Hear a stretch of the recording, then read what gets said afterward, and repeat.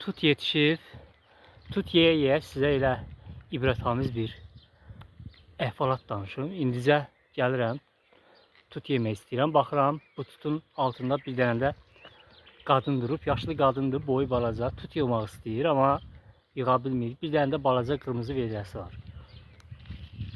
Dedim ki, nənə kömək eləyim sənə tut yığmaqda. Dedi, hə, zəhmət olmasa sənə kömək elə. Bir-iki dənəsinin budağı belə, bir-iki budaqda nə edim, tut yığdım, vedrəsi balaca idi. Elə vedrəsi yavaş-yavaş doldu, təşəkkür elədi, sevindi. Bax, bu balaca xırda yaxşılıqlar insanın şəxsiyyətini böyüdür. Evdən çölə çıxanda hər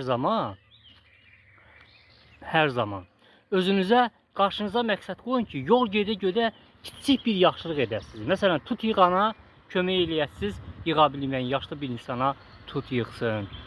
Nə bilim, marşrutla gedəndə böyüyə yer verəcəksiniz.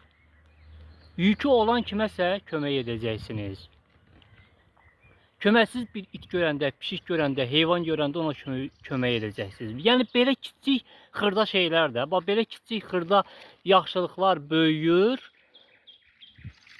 böyük bir işə çevrilir. Yəni, insan şəxsiyyəti belə böyüyür. Necə ki, balaca pisliklər getdikcə vərdişə çevrilir, böyük pisliklərə çevrilir. Eləcə də yaxşılıqlar da, kiçik yaxşılıqlar da böyüyərək, bax, belə böyük bir işə çevrilir. Yəni, insan şəxsiyyəti belə kiçik yaxşılıqların üzərində böyüyür. Çalışın, kiçik yaxşılıqlar etməyi vərdişə çevirin. Evdən çıxanda qarşınıza məqsəd qoyun ki, yol boyu kiməsə kiçik bir yaxşılıq edəcəksiniz. Məsələn, yerdə olan kiçik bir çöpü, semişka dənəsini götürüb zibil qabına atmağın özü də yaxşılıqdır. İnsanın şəxsiyyətini böyüdən davranışlardır. Bu qədər. Bu tut da ləzzətlidir. Həyatınız hər zaman sevinç olsun, yaxşılıqlar olsun. Sevgilər.